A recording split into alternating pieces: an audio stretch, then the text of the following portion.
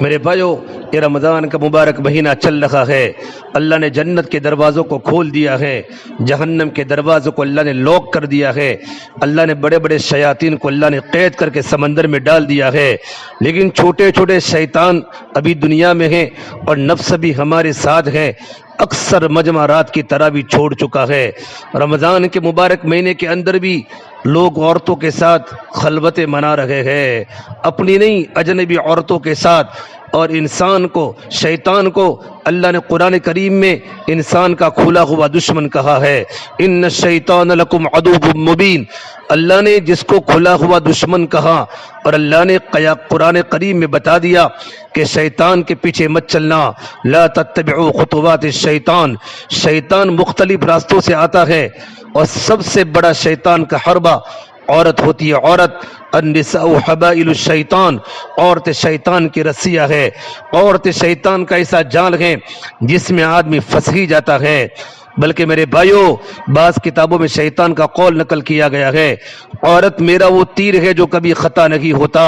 یہی وجہ ہے کہ شیطان نے مردوں کو عورتوں کے ذریعے تباہ کر رکھا ہے اور عورتوں کو مال کے ذریعے برباد کر دیا ہے۔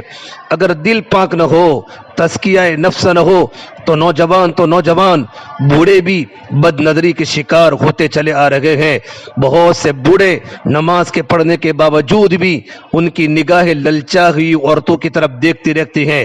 بلکہ میں تو یہاں تک کہتا ہوں، فاسق اور فاجر قسم کے لوگ تو یہ بات کھلے عام اپنے دوستوں کے سامنے کہتے ہیں کہ یار، اولاد تو اپنی اچھی لگتی ہے مگر بیوی تو دوسرے کی اچھی لگتی ہے۔ العیاذ باللہ، اللہ تبارک و تعالی حفاظت فرماوے۔ ہمارے بڑے، ہمارے اکابر عورت کے فتنے سے بہت بچتے تھے۔ حدیث پاک میں ہے، حضرت ابو ہریرہ رضی اللہ تعالیٰ کے بارے میں آتا ہے، جب وہ بوڑھے ہو گئے اور ان کی عمر زیادہ ہو گئی اور بال بھی سارے سفید ہو گئے، اس وقت بھی یہ دعا مانگتے تھے، اے پروردگار عالم، مجھے قتل اور زنا سے محفوظ فرمانا۔ کسی نے دعا سنی تو پھر پوچھا، ابو ہریرہ، تمہاری عمر تو زیادہ ہو چکی ہے اور تم تو بوڑھے ہو چکے ہو، تمہارے داڑھی کے بال بھی سفید ہو چکے ہیں، آپ اس بڑھاپے میں بھی ایسی دعا مانگ رہے ہیں؟ فرمانے لگے، میرا شیطان ابھی تک میرے ساتھ موجود ہے، ابھی پیچھے ہٹا تو نہیں، اچانک مجھے اللہ تعالیٰ کی نافرمانی کرا سکتا ہے۔ اس سے میرے بھائیو، شیطان کے مکر و فریب کے بارے میں حدیث پاک میں بہت عجیب و غریب واقعہ لکھا ہے، کہتے بھی ڈر لگتا ہے۔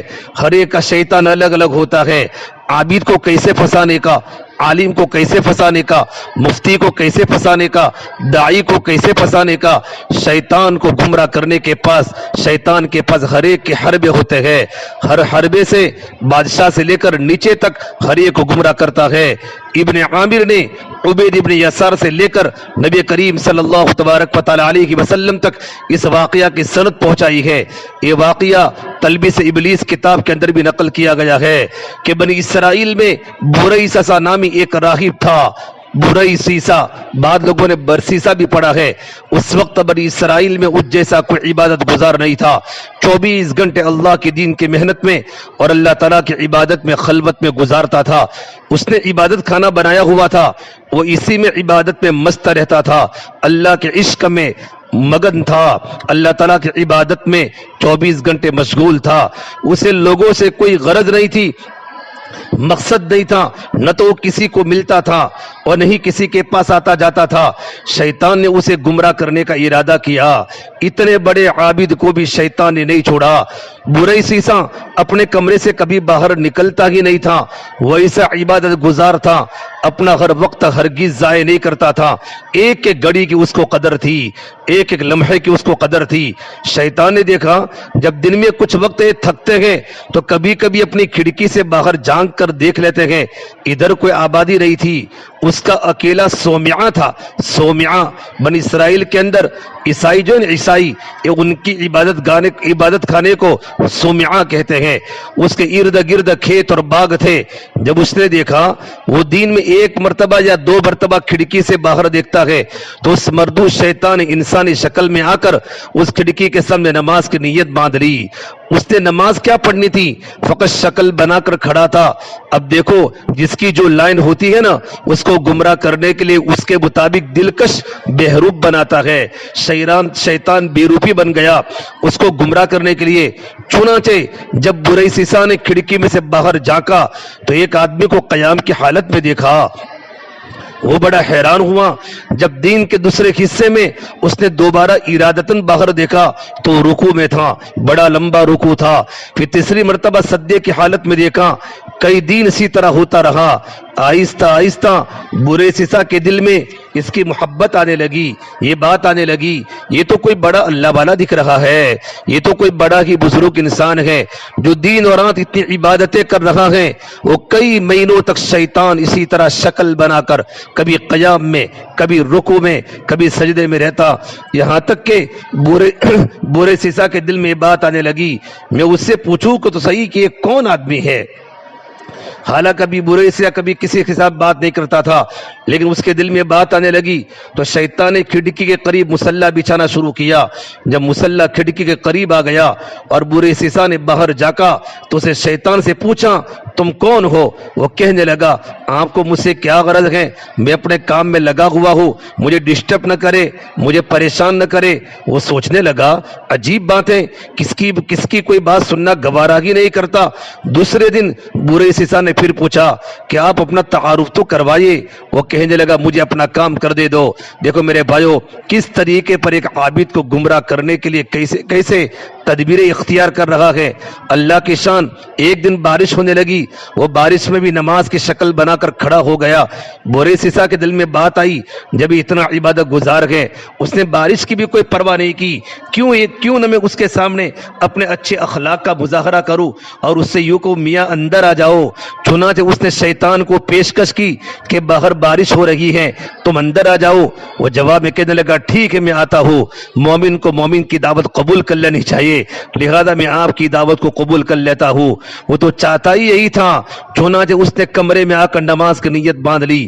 وہ کئی مہینوں تک اس کے کمرے میں عبادت کی شکل بناتا رہا۔ وہ دراصل عبادت نہیں کر رہا تھا، فقط نماز کی شکل بنا رہا تھا، لیکن دوسرا یہی سمجھ رہا تھا کہ وہ نماز پڑھ رہا ہے۔ اس کو نماز سے کیا غرض تھی؟ وہ تو اپنے مشن پر کامیاب ہونے کے لیے سب نخرے کر رہا تھا۔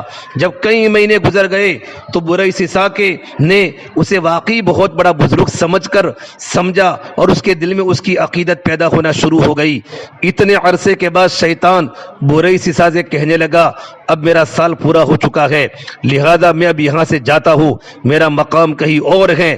روانہ ہوتے وقت ویسے ہی دل نرم ہو چکا تھا، لہذا وہ برے سیسا سے کہنے لگا اچھا میں آپ کو جاتے جاتے ایک ایسا تحفہ دے جاتا ہوں جو مجھے اپنے بزرگوں سے ملا تھا۔ وہ تحفہ یہ ہے اگر تمہارے پاس کوئی بیمار آوے اس پر یہ پڑھ کر دم کر دیا کرنا، وہ ٹھیک ہو جایا کرے گا۔ تم بھی کیا یاد کرو گے کہ کوئی آیا تھا اور تحفہ دے گیا تھا؟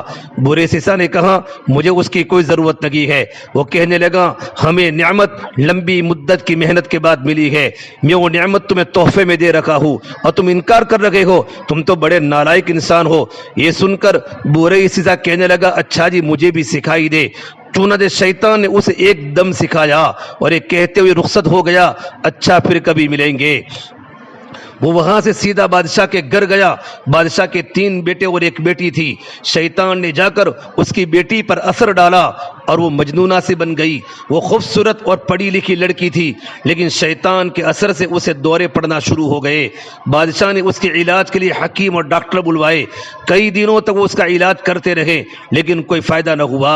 جب کئی دنوں کے علاج کے بعد کچھ افاقہ نہ ہوا، تندرستی نہ ہوئی، صحت نہ ہوئی، تو شیطان نے بادشاہ کے دل میں بات ڈالی بڑے حکیموں اور ڈاکٹروں سے علاج کروا لیا ہے، اب کسی عامل سے دم والے سے ہی دم کرا کر دیکھ لو۔ یہ خیال آتے کہ اس نے سوچا کہ اب دم کرانا چاہیے اور کسی دم والے کو تلاش کرنا چاہیے۔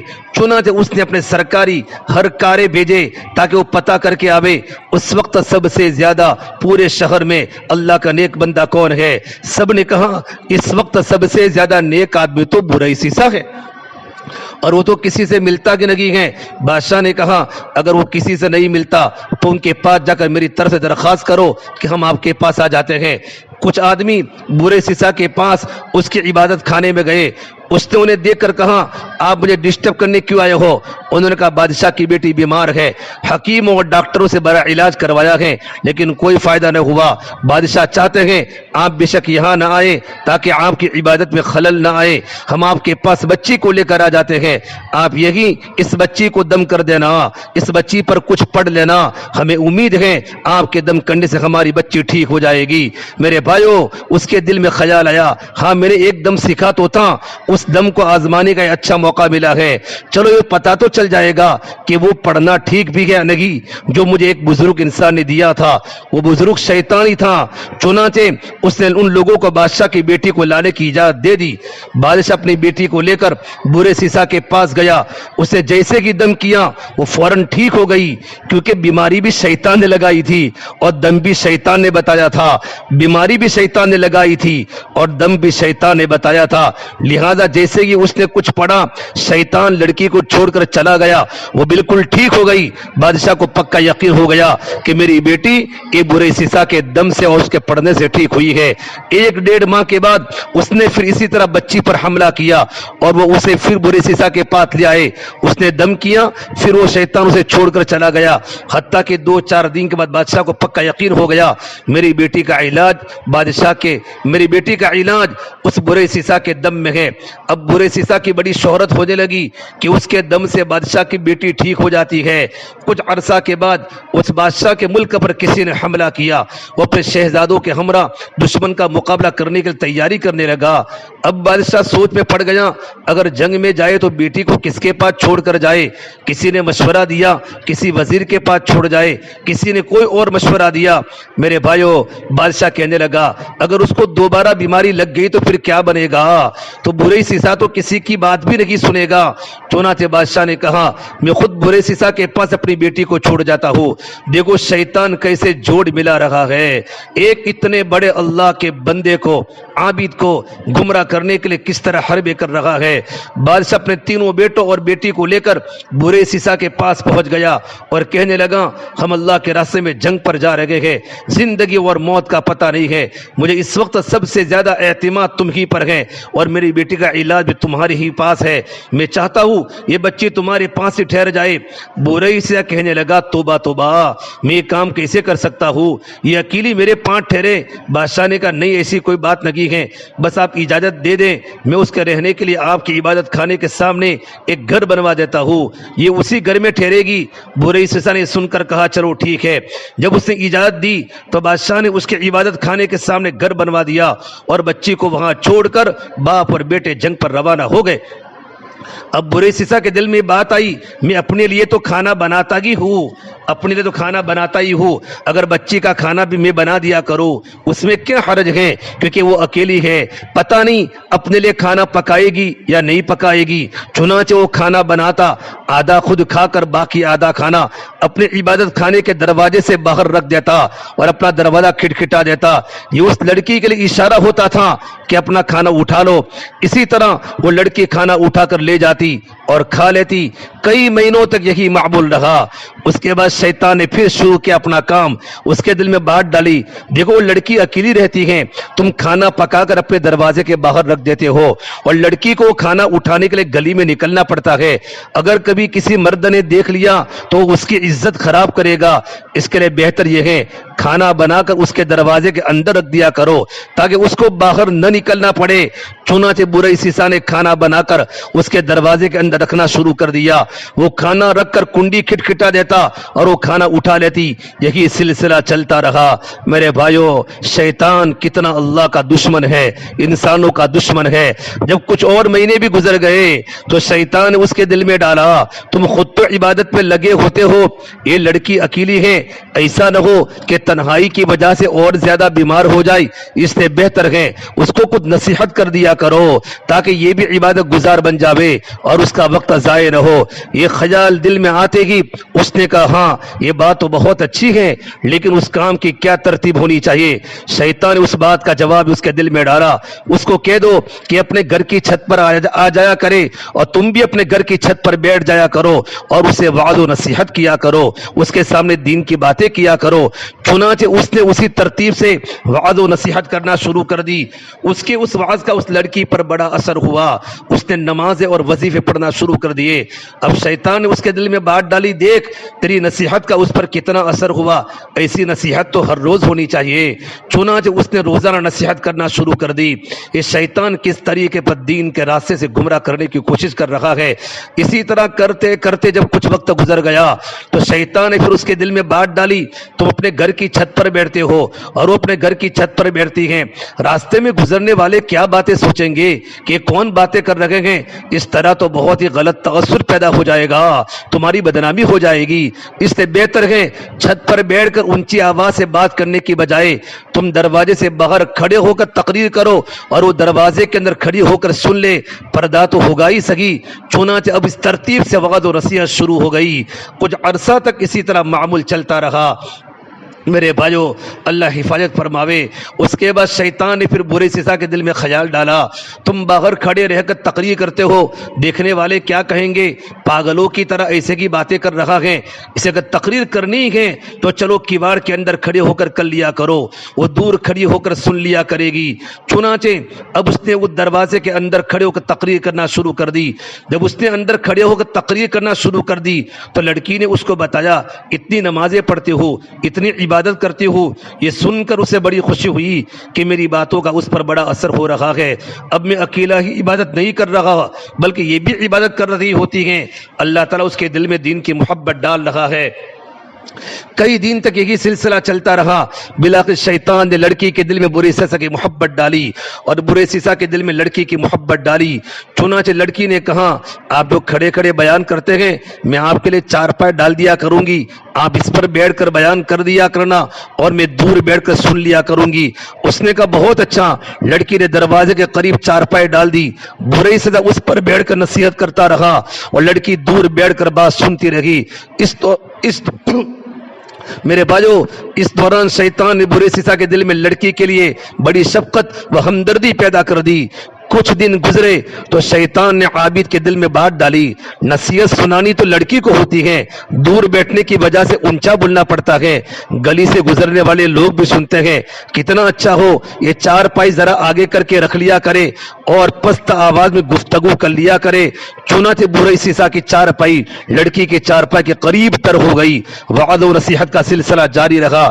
کچھ عرصہ اسی طرح گزرا تو شیطان نے لڑکی کو مزین کر کے، لڑکی کو خوبصورت کر کے برے سزا کے سامنے پیش کرنا شروع کیا اور وہ اس لڑکی کے حسن و جمال کا گرویدہ ہوتا گیا۔ اب شیطان نے برے سزا کے دل میں جوانی کے خیالات ڈالنا شروع کیے، حتیٰ کہ برے سزا کا دل عبادت خانے سے اچاٹ ہو گیا۔ اس کا زیادہ وقت لڑکی سے باتیں کرنے میں گزر جاتا۔ سال گزر چکا تھا۔ ایک دفعہ شہزادوں نے آ کر شہزادی کی خبر گیری کی تو شہزادی کو خوش و خرم پایا اور راہب کے گن گاتے دیکھا۔ شہزادوں کو لڑائی کے لیے دوبارہ سفر پر جانا تھا، اسے مطمئن ہو کر چلے گئے۔ اب شہزادوں کے جانے کے بعد شیطان نے اپنی کوششیں تیز تر کر دی، چنانچہ اسے برے سزا کے دل میں لڑکی کا عشق پیدا کر دیا اور لڑکی کے دل میں برے سزا کا عشق بھر دیا، حتیٰ کہ دونوں طرف برابر کی آگ سلگ اٹھی۔ کہاں سے کہاں معاملہ جا رہا ہے میرے بھائیو۔ اب جس وقت عابد نصیحت کرتا تو سارا وقت اس کی نگاہیں شہزادی کے چہرے پر جمی رہتی۔ شیطان لڑکی کو ناز و انداز سکھاتا، وہ سراپا نازنین رشک کے قمر اپنے انداز و اطوار سے برے سزا کا دل لبھاتی، حتیٰ کہ عابد نے علیحدہ چارپائی پر بیٹھنے کی بجائے لڑکی کے ساتھ ایک ہی چارپائی پر بیٹھنا شروع کر دیا۔ کہاں سے کہاں معاملہ، جو کسی سے بات کرتا بھی نہیں تھا، آج معاملہ کہاں سے کہاں جا رہا ہے۔ شیطان کن راستے سے دل میں محبت ڈالنا شروع کیا۔ اب اس کی نگاہیں جب شہزادی کے چہرے پر پڑی تو اس نے اسے سراپا حسن و جمال اور جاذب نظر سے پایا۔ چنانچہ عابد اپنی شہوانی جذبات پر قابو نہ رکھ سکا اور اس شہزادے کی طرف ہاتھ بڑھایا۔ شہزادی نے مسکرا کر اس کی حوصلہ افزائی کی، یہاں تک کہ برے سزا زنا کا مرتکب ہو گیا۔ کالا قابو کر لیا۔ جب دونوں کے درمیان سے حیا کی دیوار ہٹ گئی، شرم کی دیواریں مٹ گئی اور زنا کے مرتکب ہوئے تو آپس میں میاں بیوی کی طرح رہنے لگ گئے۔ اس دوران شہزادی حاملہ ہو گئی۔ اب بریسیسا کو فکر لائق ہوئی اگر کسی کو پتہ چل گیا تو کیا بنے گا، مگر شیطان نے اس کے دل میں خیال ڈالا کوئی فکر کی بات نہیں، جب حمل ہوگا تو نومولود کو زندہ درگور کر دینا اور لڑکی کو سمجھا دینا، وہ بھی اپنا عیب چھپائے گی، تمہارا عیب بھی چھپائے گی۔ اس خیال کے آتے ہی ڈر اور خوف کے تمام حجاب دور ہو گئے اور بریسیسا بے خوف و خطر، ہوس پرستی اور نفس پرستی اور زنا کے کعبے مشغول رہا۔ ایک وہ دن بھی آیا جب اس شہزادی نے بچے کو جنم دیا۔ جب بچے کو وہ دودھ پلانے لگی تو شیطان نے بریسیسا کے دل میں ڈالا اب تو 1.5-2 سال گزر گئے ہیں بچے کے، اب تو 1.5-2 سال بچے کے گزر گئے ہیں اور بادشاہ اور دیگر لوگ جنگ سے واپس آنے والے ہیں، شہزادی تو ان کو سارا ماجرا سنا دے گی، اس لیے تم اس کا بیٹا کسی بہانے سے قتل کر دو تاکہ گناہ کا ثبوت نہ رہے۔ چنانچہ ایک دفعہ شہزادی سوئی ہوئی تھی، اس نے بچے کو اٹھایا اور قتل کر کے گھر کے صحن میں دبا دیا۔ اب تو بھائیو ماں تو ماں ہوتی ہے۔ جب وہ اٹھی تو اس نے کہا میرا بیٹا کدھر ہے؟ اس نے کہا مجھے تو کوئی خبر نہیں ہے۔ ماں نے ادھر ادھر دیکھا تو بیٹے کا کہیں سراغ نہ ملا۔ چنانچہ وہ شہزادی بریسیسا سے ناراض ہونے لگی۔ جب وہ ناراض ہونے لگی تو شیطان نے بریسیسا کے دل میں بات ڈالی دیکھو یہ ماں ہے، یہ اپنے بچے کو ہرگز نہیں بھولے گی، پہلے تو نہ معلوم یہ بتاتی یا نہ بتاتی، اب تو یہ ضرور بتا دے گی۔ اب ایک ہی علاج ہے، لڑکی کو بھی قتل کرو تاکہ نہ رہے گا بانس نہ بجے کی بانسری۔ بھائیو کہاں سے کہاں معاملہ پہنچ رہا ہے۔ جب بادشاہ آ کر پوچھے گا تو بتا دینا بس وہ بیمار ہوئی تھی اور مر گئی تھی۔ جیسے کہ اس کے دل میں بات آئی کہنے لگا بالکل ٹھیک ہے۔ چنانچہ اس نے لڑکی کو بھی قتل کر دیا اور لڑکے کے ساتھ اس صحن میں دفن کر دیا۔ اس کے بعد اپنی عبادت میں لگ گیا۔ کچھ مہینوں کے بعد بادشاہ سلامت جنگ سے واپس آئے۔ اس نے بیٹوں کو بھیجا جاؤ اپنی بہن کو لے آؤ۔ وہ بریسیسا کے پاس آئے اور کہنے لگے جی ہماری بہن آپ کے پاس تھی، ہم اسے لینے آئے ہیں۔ بریسیسا ان کی بات سن کر رو پڑا اور کہنے لگا آپ کی بہن بہت اچھی تھی، بڑی نیک تھی، ایسے ایسے عبادت کرتی تھی لیکن وہ اللہ کو پیاری ہو گئی تھی، یہ صحن میں اس کی قبر ہے۔ بھائیوں نے جب سنا تو رو دھو کر واپس چلے گئے۔ گھر جا کر جب وہ رات کو سوئے تو شیطان خواب میں بڑے بھائی کے پاس گیا اور اسے پوچھنے لگا بتاؤ تمہاری بہن کا کیا بنا؟ کہنے لگا ہم جنگ کے لیے گئے ہوئے تھے، اسے بریسیسا کے پاس چھوڑ کر گئے تھے، اب فوت ہو چکی ہے۔ شیطان کہنے لگا وہ تو فوت نہیں ہوئی تھی۔ اس نے پوچھا اگر فوت نہیں ہوئی تھی تو پھر کیا ہوا تھا؟ کہنے لگا بریسیسا نے خود ہی یہ کرتوت کیا ہے اور اس نے خود اسے قتل کیا ہے، فلا جگہ اسے دفن کیا ہے اور بچے کو بھی اس کے ساتھ دفن کیا ہے۔ اس کے بعد وہ خواب میں گی اس کے درمیانی بھائی کے پاس گیا اور اس کو بھی یہی کچھ کہا، پھر اس کے چھوٹے بھائی کے پاس جا کر بھی یہی کچھ کہا۔ تینوں بار جب صبح اٹھے تو ایک نے کہا میں نے یہ خواب دیکھا ہے، دوسرے نے کہا میں نے بھی یہ خواب دیکھا ہے اور تیسرے نے کہا میں نے بھی یہ خواب دیکھا ہے۔ واپس میں کہنے لگے یہ عجیب اتفاق ہے، سب کو ایک جیسا خواب آیا ہے۔ سب سے چھوٹے بھائی نے کہا یہ اتفاق کی بات نہیں بلکہ میں تو جا کر تحقیق کروں گا۔ دوسروں نے کہا چھوڑو بھائی یہ کون سی بات ہے جانے دو۔ کہنے لگا نہیں میں ضرور تفتیش کروں گا۔ چنانچہ چھوٹا بھائی غصے میں آ کر چل پڑا، اسے دیکھ کر باقی بھائی بھی اس کے ساتھ ہو لیے۔ انہوں نے جا کر جب زمین کو کھودا تو انہیں اس میں بہن کی ہڈیاں بھی مل گئی، ساتھ ہی چھوٹے سے بچے کی ہڈیوں کا ڈھانچہ بھی مل گیا۔ جب ثبوت مل گیا تو انہوں نے بریسیسا کو گرفتار کر لیا۔ اسے جب قاضی کے پاس لے جایا گیا تو اس نے قاضی کے روبرو اپنے اس گناہونے اور مکروہ فعل کا اقرار کر لیا اور قاضی نے بریسیسا کو پھانسی کا حکم دیا۔ اتنا بڑا اللہ والا 24 گھنٹے اپنی خانقاہ میں اپنی سمعہ میں رہنے والا شیطان کی بات میں پھنس کر زنا کا مرتکب ہو چکا۔ جب بریسیسا کو پھانسی کے تختے پر لایا گیا اور اس کے گلے میں پھندا ڈالا گیا، پھر پھندا کھینچنے کا وقت آیا تو پھندا کھینچنے سے عین 2-4 لمحے پہلے شیطان اس کے پاس وہی عبادت گزار کی شکل میں آیا اور کہنے لگا مجھے پہچانتے ہو میں کون ہوں؟ بریسیسا نے کہا ہاں میں تمہیں پہچانتا ہوں، تم وہی عبادت گزار ہو جس نے مجھے وہ دم بتایا تھا शैतान ने कहा वो दम भी मैंने बताया था और लड़की को भी मैंने अपना असर डालकर बीमार किया था, उसे कत्ल भी मैंने तुझसे करवाया था और अगर तू बचना चाहे तो मैं तुम्हें बचा सकता हूँ। बुरे सीसा ने कहा अब तुम मुझे कैसे बचा सकता है? कहने लगा तुम मेरी एक बात मान ले, मैं तेरा एक काम कर देता हूँ। उसने पूछा मैं तेरी कौन सी बात मानूं? शैतान ने कहा बस ये कहते कि खुदा नहीं है। बुरे सीसा के हवास बाख्ता हो चुके थे। उसने सोचा चलो मैं एक दफा ये कह देता हूँ, फिर फांसी से बचने के बाद दोबारा इकरार कर लूंगा।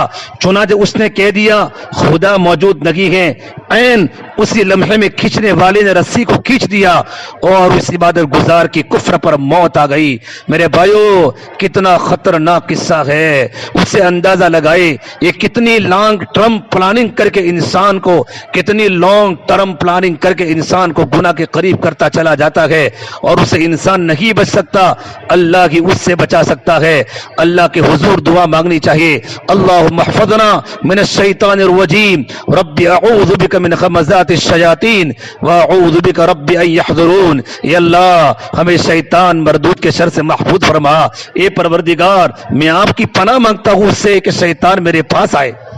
मेरे भाइयों अल्लाह तबारक व तआला हमें अमल की तौफीक दे, इस शैतान से अपने आप को बचाना है।